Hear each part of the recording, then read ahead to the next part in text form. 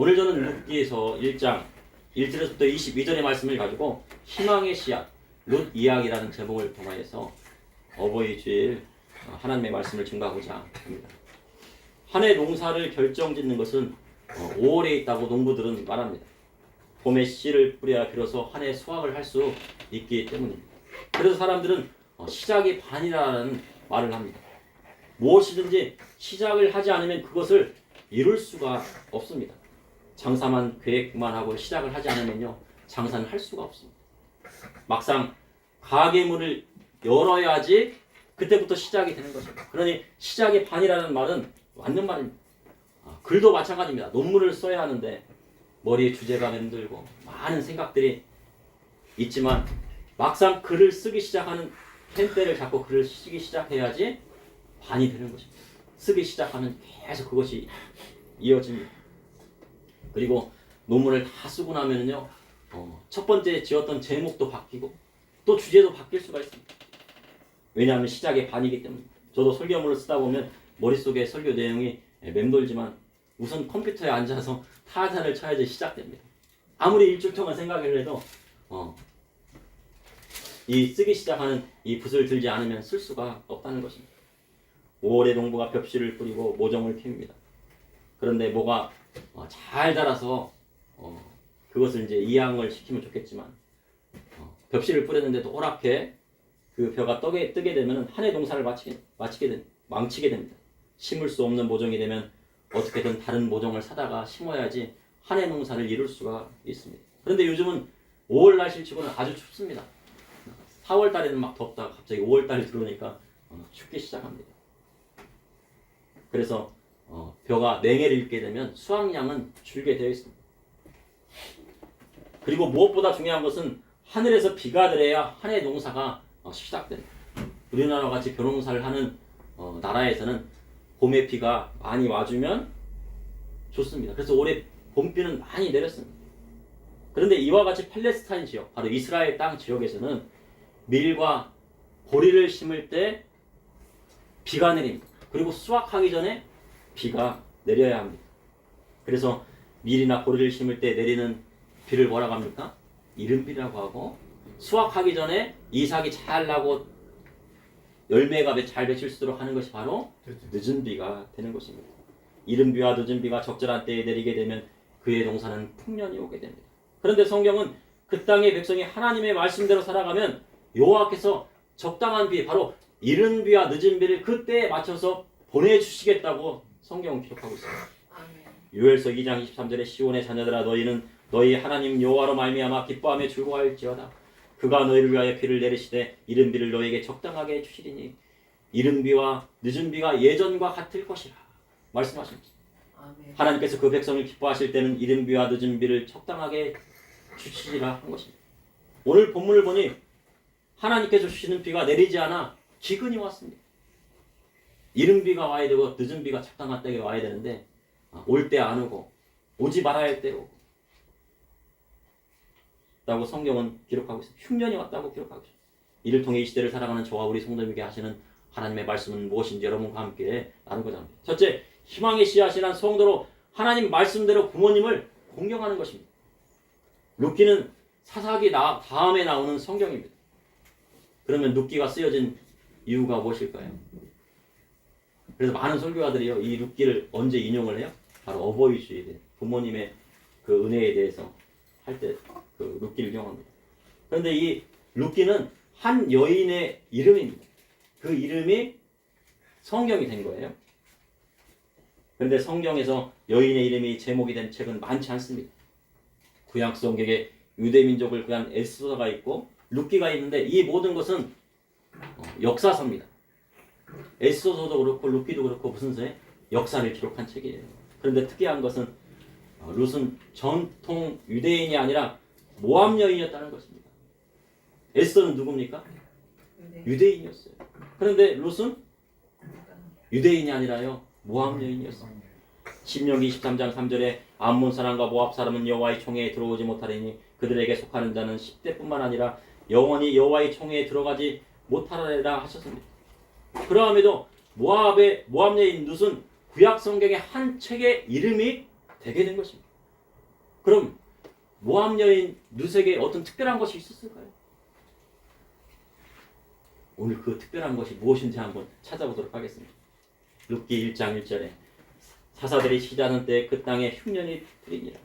유다 베들레헴의 한 사람이 그의 아내와 두 아들을 데리고 모압 지방에 가서 거주하였는데, 룻기의 배경은요 어디겠습니까? 룻기는 어디 때 쓰여진 거죠? 어떤 배경을 쓰여졌죠? 바로 사사 시대를 배경으로 쓴 것입니다. 그러니 룻기는 사사기에 부록된 책이에요.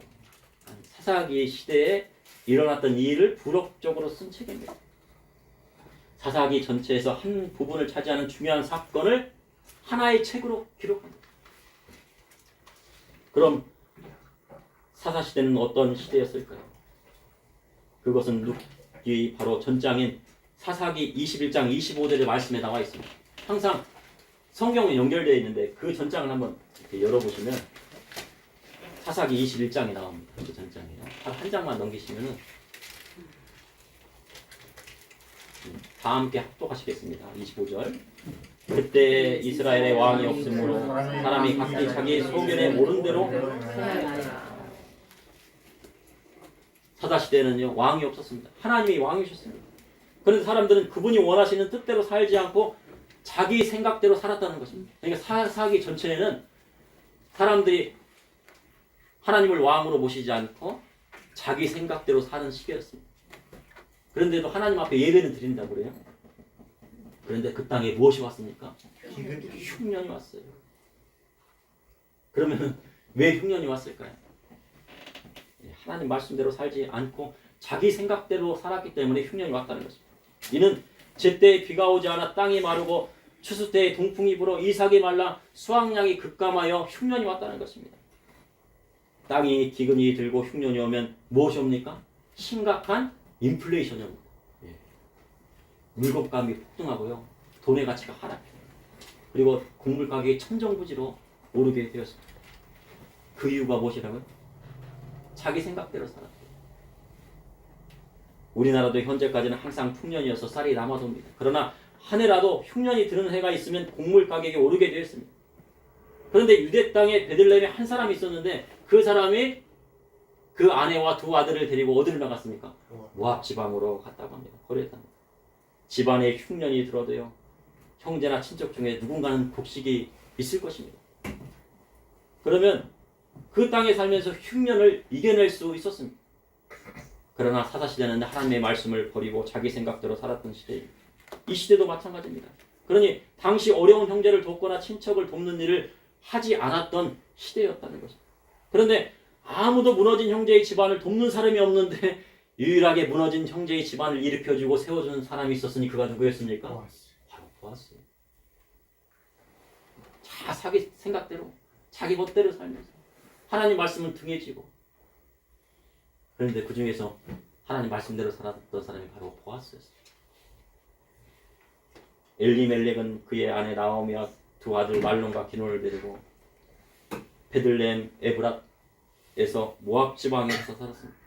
성경은요 조상들이 물려준 땅을 팔아버리고 다른 지역을 가는 것은 안 된다고 기록되어 있어요. 조상들이 물려준 땅을 어떻게 한다고요? 지켜야 된다라고.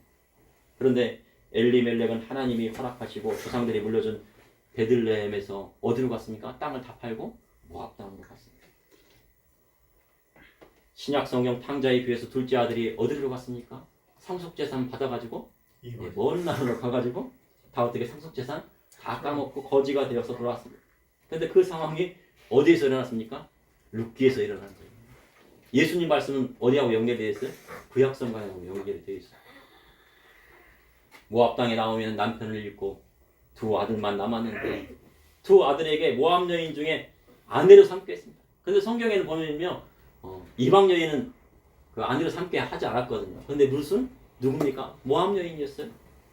그 큰 며느리가 하나는 오르바고 둘째 며느리는 바로 룻이었습니다. 작은 며느리. 그런데 그렇게 10년 동안 그곳에 거주하였는데 두 아들마저 죽었다고 성경은 기록하게 하고 있습니다. 그러니 남자는 다 죽었어요. 집안의 남자의 씨가 어떻게 해요? 다 말라버렸어요. 남편 죽고 두 아들 죽고 시어머니와 두 며느리만 남았다는 거죠. 이는 집안이 어떻게 됐다는 겁니까? 풍비박산이 나서 망했다는 거예요. 그러니까 룻기는 무슨 이야기예요? 망한 집안의 이야기입니다. 망했는데 그것도 남자의 씨가 발라가지고 완전히 망한 집안 이야기를 하고 있는 거예요. 완전히 망한 집안에 무슨 희망이 있겠습니까? 집안이 완전히 망하면요, 희망이 보입니까? 희망이 없는 것처럼 보여요. 그런데 예수님은 망한 곳에서 희망이 있다고 말씀하셨어요. 그리고 망해야 다시 살아난다고 말씀하셨어요. 지난번에 금요일 날 이제 설교를 했는데 요한복음 12장 24절에 진실로 진실로 너에게 이르노니 한 알의 밀알이 땅에 떨어져 죽지 아니하면 한 알이 그대로 있고 죽으면 많은 열매를 맺느니라. 한 알의 밀알이 썩고 죽고 망해야 많은 열매를 맺는다고 하는 거예요. 밀알이 그냥 있으면 됩니까? 망해야 돼요. 썩어야 됩니다. 죽어야지 거기서 많은 이삭을 하게 되는 거예요. 우리 주님 한 알의 밀알이 되어 온 인류의 죄를 짊어지시고 십자가 지셨습니다. 예수님께서 십자가에 달려 마지막 피아물까지 다 쏘신 이유가 무엇입니까? 그로 말미암아 세상을 살리기 위한 거예요. 하나님 백성을 살리기 위하시기 위해서 십자가 지시고 마지막 피아물까지 다 쏘신 것입니다. 이는 한 사람이 하나님의 말씀대로 썩어지면 희망이 있다는 것입니다. 집안이 완전히 망하고 질병이 와서 완전히 몸이 망가져도 그 집안에서 한 사람만이라도 정신을 똑바로 차리고 하나님의 말씀대로 나아가면 어떻게 됩니까? 그 집안이 다시 살아나는 일이 생긴다는 거예요. 아멘. 그 대표적인 사람이 누구예요? 바로 모함 여인 룻이었다는 거예요. 모함 여인 룻 하나로 나오미의 집안이 다시 살아나는 역사를 일어났을 뿐만 아니라 메시아의 계보를 잇게 되었습니다. 그럼 도대체 룻에게 무슨 일이 있었기에 메시아의 계보를 잇게 되었을까? 나라도 살려면요, 나라의 정치인들이요, 제가 오늘 우리 목사님하고 정치 얘기하다가 얼마나 죄송하겠어요. 나라의 정치인들도요, 세금으로 이렇게 나눠주는 것보다요, 자기 재산을 털어서요, 어려운 사람한테 줘야지 나라가 사는 거예요. 세금으로 나눠주는 건 누구나 다 할 수 있어요. 여기 성도님들이 더 잘해요. 그 나라가 살려면 어떻게 돼요? 나라 돈으로 세금 펑펑 쓰지 말고, 맛있는 것도 사 먹지 말고, 자기 돈 들여서 사 먹고, 그리고 그 돈을 가지고 또 자기 돈을 가지고 어떻게 해요? 가난한 사람을 나눠주면요, 나라가 살아요. 정신 똑바로 차리는 정치인만 있어, 몇 명만 있어도 나라가 살아. 근데 그런 정치인을 찾기가 어렵다는 거예요. 다 자기 재산 하려고 하지. 그런데 도대체 룻이 무슨 일을 했기에 그리스도의 계보를 잇게 되었을까요? 바로 룻이 하나님의 말씀대로 약속 있는 첫 계명을 지켰다는 것입니다. 오늘 말씀 얘기해 주죠. 에베소서 6장 2절에 3절에 내 아버지와 어머니를 공경하라. 이것은 약속 있는 첫 계명이니 이로써 잘되고 땅에서 참사. 이 시대의 전도는요, 예수님 믿으세요 하면 좋습니다. 지하철역에서도요, 어떤 연세 많으신 여자 전도자분이 예수님은 사랑이십니다. 예수님은 당신을 사랑하십니다. 이렇게 전하시더라고요. 예수 믿으세요. 근데 사람들이 받아들입니까? 아유, 아침부터 그냥 이렇게 예수 믿는다고 하네. 예수쟁이가 외친다고 합니다. 그런데요, 부모님을 공경하는 것이 하나님의 뜻입니다. 아멘. 부모님을 공경하는 것이 하나님의 뜻입니다. 먼저 부모님께 10분의 1을 드리고 그 다음에 예수님 믿으세요. 먼저 부모님 공경하고 그 다음에 예수님 믿으세요. 그래 교회 나오세요. 그러면 어떻게 해요? 이건 그렇구나. 귀담아 들어요. 믿는 사람이나 믿지 않은 사람이나 부모님을 공경하는 사람은 땅에서 잘 되는 축복이 있습니다. 부모 공경 안 하면 밖에 나가서 예수님 믿는다는 말을 해서는 안 돼요.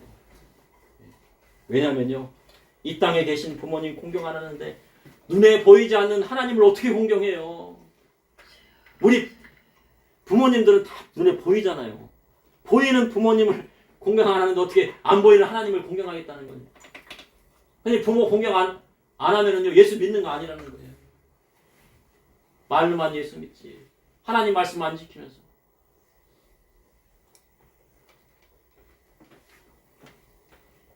예수 믿으려면 먼저 부모님 먼저 공경하고 오라고 해요. 그래야 교회가 어떻게 세워집니까? 올바로 서게 됩니다. 그런데 그러한 사람이 누구예요? 바로 모함 여인 누시였다는 거예요. 모함 여인 누시였어요. 둘째, 하나님의 말씀대로 부모님을 공경하는 자에게 그분의 축복을 부어주십니다. 룻기 1장 6절에 그 여인이 모압 지방에서 여호와께서 자기 백성을 돌보시사 그들에게 양식을 주셨다 함을 듣고 이에 두 며느리와 함께 일어나 모압 지방에서 돌아오려는데, 나오미가 모압 지방에 있다가요, 여호와께서 자기 백성들에게 고향 땅에 곡식을 주셨다, 양식을 주셨다. 이제 흉년이 이제 끝났다는 얘기예요. 그러면은 베들레헴에 왜 흉년이 끝났을까요?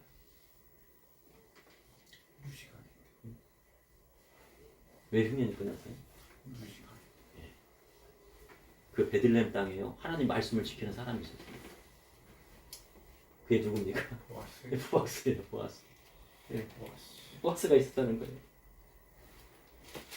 그 소식을 듣고요, 보아스에 대한 생각을 안 했습니다. 나오미가 그냥 그래도 그 땅에 이제 곡식이 있다니까 두 며느리 데리고 모압 지방에서 베들레헴으로 오려는데, 모압 땅에서 완전히 망해가지고 새 여인이요 유다 땅으로 길을 가고 있습니다. 그러니 얼마나 처량합니까? 나이 많으신 시어머니를 모시고요, 젊은 두 과부가 뭐 하나 뵀어요? 보따리 하나씩 이렇게 안고요 이렇게 종종겁으로 따라와요. 그러니까 얼마나 웃깁니까? 어떻게 보면 그리고 얼마나 슬픕니까? 그런데 길을 가다 보니 그 모습을 보니까 나오미가 어떻게 생각했습니까? 야, 이거는 아니다 싶은 거예요. 야, 이것은 아니다. 앞길이 창창한 두 며느리가 며느리를 보니요, 이것은 아니다 싶어요. 너희는 각기 어머니의 집으로 돌아가라. 너희가 죽은 자를 선대한 것 같이 여호와께서 너희를 선대하기를 원하노라. 성경에도요, 다시 재혼하는 경우는 남편이 죽으면 남편의 법에서 해방이 되어 다시 재혼해도 하나님의 말씀에 저촉되지 않았습니다. 그러니 두 며느리는 친정으로 돌아가 재혼을 해도 상관없습니다. 그래도 시어머니가 뭐가 있습니까? 양심이 있어요. 너희들도 자식이 없으니 모압 땅으로 돌아가서 좋은 남편 만나서 행복하게 살아라. 그랬더니 두 며느리가 뭐예요? 아니니이다. 우리가 어머니의 백성에게로 돌아가겠나이다. 하지만 나오미는 자신이 늙었으니 내 딸들아 돌아가라. 며느리를 뭐처럼 생각해요? 딸처럼. 며느리 딸처럼 생각하는 거 쉽습니까? 쉽지 않아요. 근데 이 나오미는 두 딸을 뭐처럼 생각해요? 딸처럼 생각하고 기도해주고 잘해줬을 것 같아요. 만약 성경의 결혼대로 한다면 나오미가 설령 아들을 낳아준다고 해도 그 아들을 크기까지 기다릴 수가 없었어. 룻기 1장 13절에 너희가 어찌 그들이 자라기를 기다리겠으며 어찌 남편 없이 지내겠다고 결심하겠느냐. 내 딸들아 그렇지 아니하니라. 여호와의 손이 나를 치셨으므로 나는 너희로 말미암아 너희 더욱 마음이 아프도다. 딸 같은 며느리들을 친정 보내고 홀로 떠나겠다는 나오미는요, 연신 여호와의 손이 누구를 치셨대요? 나를 쳤다. 내 잘못이야. 나오미 잘못이십니까? 나오미 잘못 아니잖아요. 나오미가 누구 따라갔어요? 남편 따라가고 모압 땅 갔잖아요. 나오미 책임 하나도 없어요. 근데 나오미는 그 죄를 다 누구한테 돌리는 거예요? 자기한테 돌렸어요. 나오미 집안이 완전히 망한 이유가 무엇입니까? 여호와의 손이 나를 치셨다. 하나님이 손대시면 무엇도 망한다는 거예요? 집안도 망하고. 하나님이 손대시면 어디도 망해요? 나라도 망해요. 한 민족도 망합니다. 그런데 중요한 것은 믿음의 성도는 망한 집안이라도 하나님께 손대시면은 다시 일어나는 역사가 일어난다. 아멘. 네. 하나님께서 망한 집안도 하나님께 손대시면 다시 일어나는 역사가 일어나는데, 그것이 바로 어디에 기록되어 있어요? 룻기에 기록되어 있어요. 이는 성도의 각자의 삶도 마찬가지입니다. 하나님이 손대시면 절망 가운데 있는 너희서도 희망을 바라보게 되는 거예요. 망한 사업도 하나님이 손대시면 다시 일어납니다. 아멘. 몸이 망가지고 질병이 와도 주님 옷자락 만져도요, 회복되는 역사가 일어나게 되는 거예요. 이 시간 우리 주님이요, 우리 성도님의 가정을 손대시길 원하세요. 그걸 믿으십니까? 손대시키고 누구 때문에요? 예? 우리 성도님은 각자 때문에. 왜냐면 여기 교회 나와서 하나님 앞에 예배했잖아요. 그래서 손대실 거라고요. 손대세요. 그런데 어떻게 손대실지는 하나님의 계획이 있는 거예요. 하나님은 성도님들을 만져주시길 원합니다. 새 여인이 소리 높여 울고 큰 며느리 오르바는요 시어머니와 입맞추고요 모압으로 가고 작은 며느리 눈만 남았어요. 쫓아가요. 점점점 쫓아가요. 그러니 나오미가 뭐라고 합니까? 너도 동서 따라가라. 그 백성과 그의 신을 따라 돌아가라. 그의 신은 누구예요? 모압신이잖아요. 이제 가서 이제 모압신 따라가. 그런데 룻의 대답이 강경합니다. 룻은 하나님도 시어머니도 버릴 수가 없었어. 그 사람이 하나님의 축복을 받을 사람인지 아닌지는 그의 말을 들어보면 알아요. 룻기 1장 16절에 룻이 이르되 내 어머니를 떠나며 어머니를 따르지 말고 돌아가라 강권하지 마옵소서. 어머니께서 가시는 곳도 나도 가고 어머니가 머무시는 곳에 나도 머물겠나이다. 어머니의 백성이 나의 백성이 되고 어머니의 하나님이 나의 하나님이 되시리니. 아멘. 아멘. 어머니께서 가시는 곳은 나도 가고 어머니께서 머무는 곳은 나도 머물고 어머니의 백성이 나의 백성이 되고 어머니의 하나님이 나의 하나님이 되리이다. 그런데 이 중에서 중요한 것은 바로 뭐냐면 어머니의 하나님이 나의 하나님이 되시리라.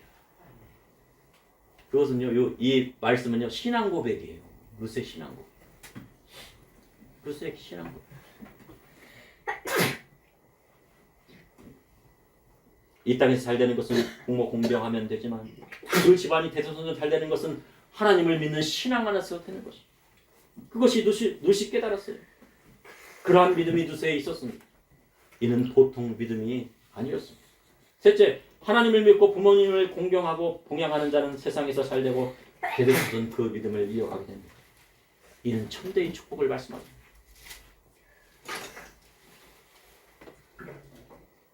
룻기 1장 17절의 말씀 다 같이 합독하시겠습니다.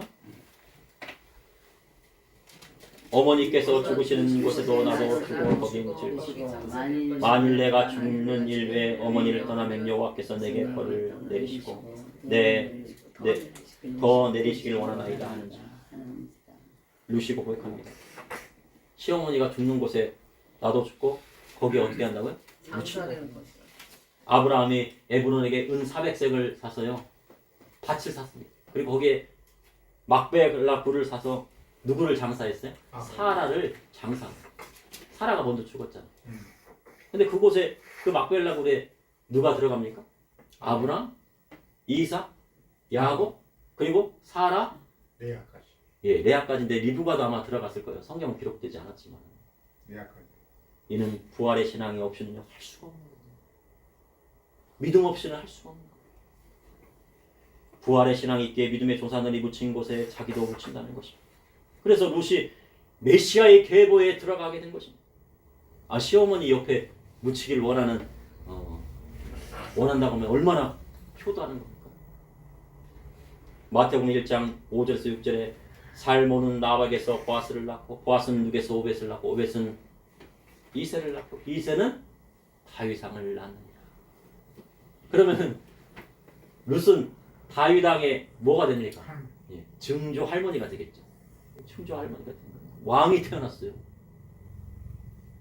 그리고 후에 뭐요? 예수 그리스도의 계보에 들어가는 거예요.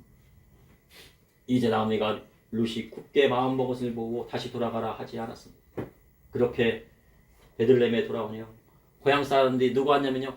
야, 나오미가 왔다. 나오미가 왔다는 거예요. 나오미의 이름의 뜻은 무엇일까요? 예, 기쁨. 그리고 귀염둥이라는 뜻이에요. 아유, 귀염둥이. 아유, 귀염둥이 왔네. 귀염둥이 왔네. 그랬더니 나오미가 뭐라고 자기를요?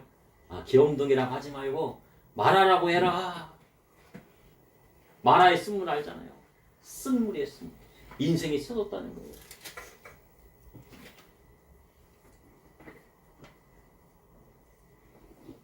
여호와께서 나를 징벌하셨고 전능자가 나를 괴롭혔다. 풍족하게 고향 땅 팔아갔더니 여호와께서 비어 돌아오게 했다고 고백합니다. 그렇게 나오미와 룻이 돌아왔을 때는 어떤 때예요? 보리 추수하는 때였어요. 룻기 2장 1절에 나오미의 남편 엘리멜렉의 친족으로 유력한 자가 있으니 그의 이름은 보아스더라. 이제 아무것도 없이 왔으니요. 룻이 밖에 나가 이삭을 주우게 하게 된 거예요.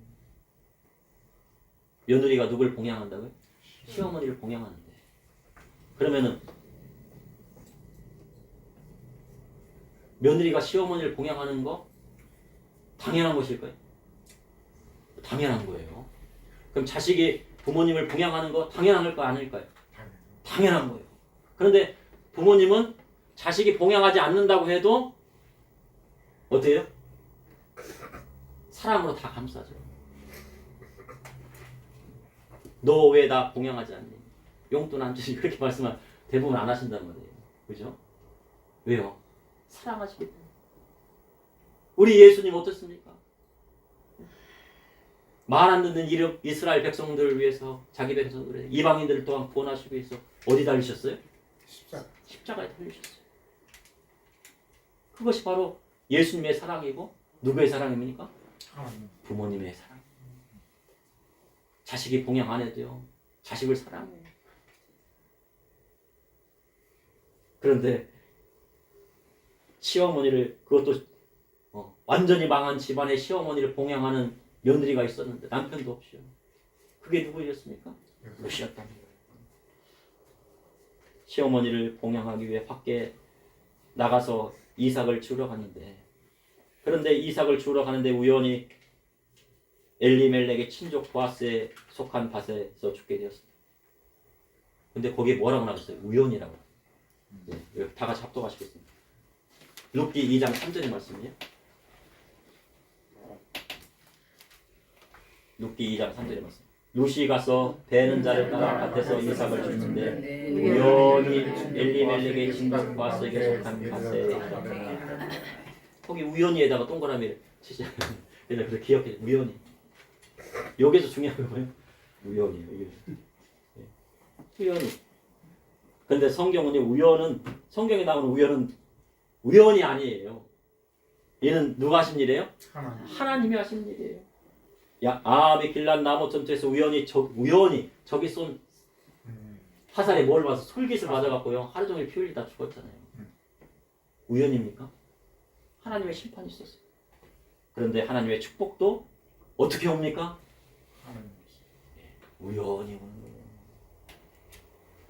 사업이 안 되다가도 우연히 기도 중에 어떤 번뜩이는 아이디어가 떠오르면요, 사업이 성공합니다.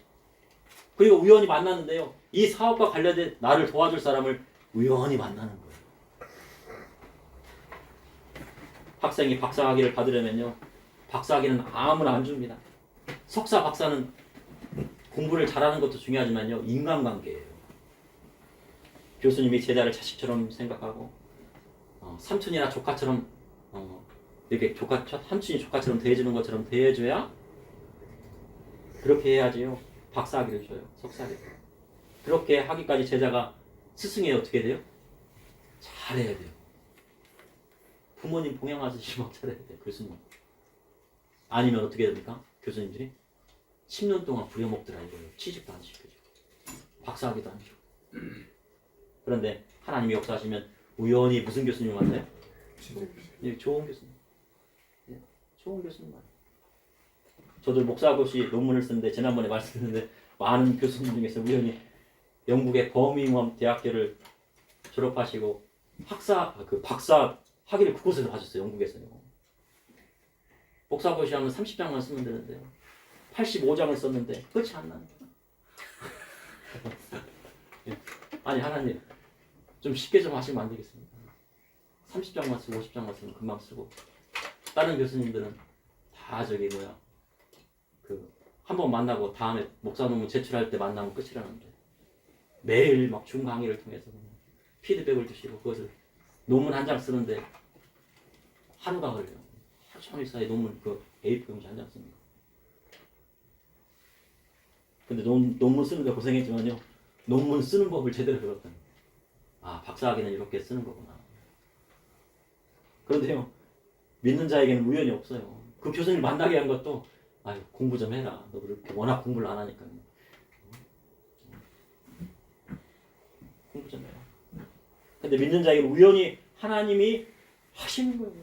그럼 하나님께서 누수에게 우연히 왜 역사하셨습니까? 그 역사를, 그의 실황을 보셨기 때문이에요. 사사시대 때 부모님을 공경하는 사람이 없을 때 누수는 망한 집안의 시어머니를 봉양해왔다는 믿음이 있었기 때문에 축복을 주신 것입니다. 아멘. 그래서 보아스를 통해서 역사하신 거예요. 그럼 보아스는 누구입니까? 엘리멜렉의 집안을 대신하여 기업 물을 자였어요. 그러니까 롯이 찾아갔는데 제대로 찾아간 거예요. 우연히 찾아갔는데 기업 물을 자에 밭에 가가지고 이삭 주었으니까요. 보아스가 뭐라 그래요? 너 가만히 있어라. 내가 일 다 할 테니까. 그때부터 하나님께서 어떻게 해요? 역사하시더라고요.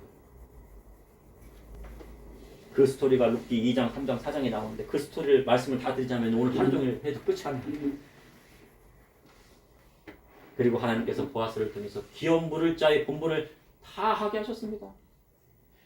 사사시대에 망한 집안의 기업을 자기의 손해가 된다고 물으는 사람이 없었는데 보아스보다 더 먼저 물을 자가 있었어요. 그런데 자기가 그 밭을 자기 돈으로 사가지고 그 기업을 엘리멜렉의 집안을 일으키는 데 사용한다고 하면 손해보잖아요.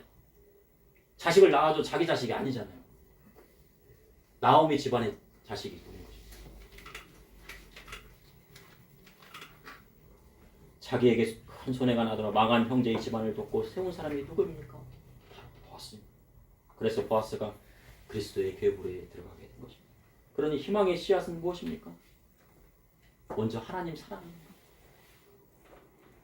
그분의 말씀대로 부모님을 공경하고 공양하고 망한 형제의 집안이라도 도와주는 거예요.